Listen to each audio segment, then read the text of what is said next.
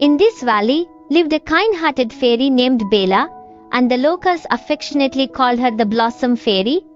Wherever she went, flowers bloomed beautifully, and butterflies danced gracefully to her enchanting song. Bella possessed a truly special and unique gift. She skillfully crafted magical makeup from the very essence of flowers. For example, rose petals made a unique lipstick that sparked confidence and love deep within the heart. Furthermore, jasmine perfume revived cherished memories and brought a sense of profound peace. Blue lotus eyeshadow gave the eyes both radiant brightness and instilled a sense of inner courage.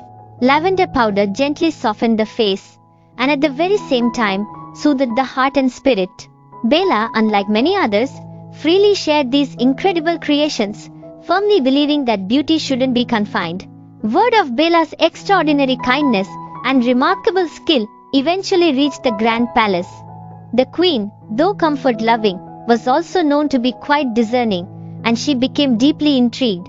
She thoughtfully reasoned that if this fairy truly created such heart-pleasing items, it could benefit her greatly.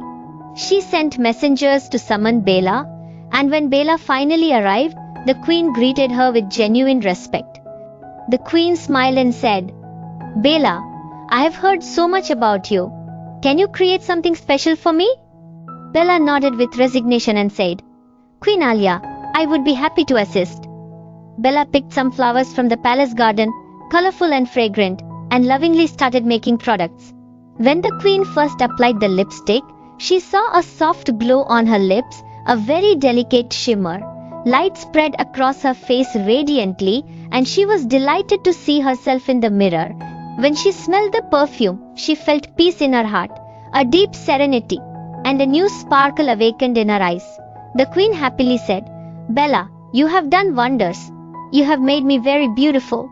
Bella smiled and replied, "It is the love of the flowers and their essence. This joy is for everyone." The queen initially seemed soft and kind, genuinely so, but in the depths of her heart, a hidden desire began to awaken slowly. She thought that if Bella's magic reached everyone, where would her unique glory be located? Some days passed quickly and peacefully. Bella stayed in the palace, diligently making new things for the queen. Every day the queen would stand in front of the mirror and be happy to see herself and her reflection. But one day, when the queen saw that the women and children of the village were getting the same sparkle in their eyes that she had, something began to bother her deeply within. This annoyance soon began to turn into flames of intense greed. She wanted to remain the most special and admired. Everyone's eyes should be on her constantly. Everyone should look at her always and adore her. One day she called Bella to her and said in a very gentle and deceptively sweet tone, "Bella, you do very good work indeed. You will stay in my palace and make products only for me, and no one else." Bella stated, "Queen Alia, the fragrance of flowers is for everyone. It cannot be confined to a select few, held captive for personal gain, or used as a tool for manipulation, a treasure to be hoarded. My purpose is to bring joy and happiness to all people, to spread light and positivity throughout the land, and to instill confidence and self-belief within them, empowering them to achieve their dreams and reach their full potential, regardless of their birth or station in life. I cannot and will not suppress my magic, my gift, my very essence, for the sake of one single, selfish, and power-hungry person who seeks only to control and dominate, to bend the world to her will." Bella's tone was gentle and soft, almost melodic like a soothing songbird singing in the forest, yet her words carried unwavering conviction, a strong sense of purpose that burned brightly within her like a guiding star, and an underlying defiance that hinted at hidden strength and a will of iron, forged in the fires of adversity. Seeing Bella's continued and resolute refusal to yield to her demands, a refusal that echoed throughout the enchanted glade like a clear, ringing bell, intense anger and fury welled up uncontrollably within the queen, consuming her with a blinding rage that distorted her beautiful features into a grotesque mask of hatred.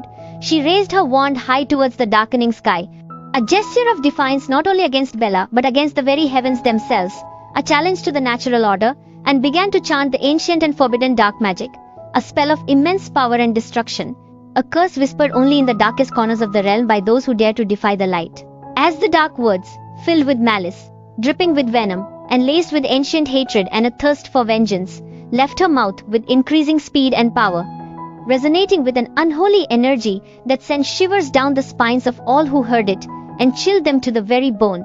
The sky above turned a foreboding black, thick with an ominous and swirling shadow that seemed to ride with a malevolent life of its own, a harbinger of terrible things to come, a promise of pain and suffering. Malika said with a smile, "Finally, you understand. This is better for you." Bella stayed in the palace for a few days and started making products for Malika, who was overjoyed and quite pleased. She announced a grand speech to show off her beauty to all the people. But Bella quietly made a move, adding something subtle to Malika's products that would ruin her face over time. When the day of the unveiling arrived, everyone applauded enthusiastically at first.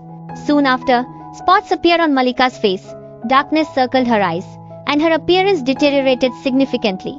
People were shocked and terrified by the sudden change. Malika angrily yelled, "This is all Bella's doing. She deceived me." In her anger, Malika blurted out the truth. She cried, "I withered the flowers, so everyone would hate them, and they would only work for me." As soon as these words were spoken, silence fell over the hall. People looked at each other, everyone realizing that the real culprit was not Bella, but Malika.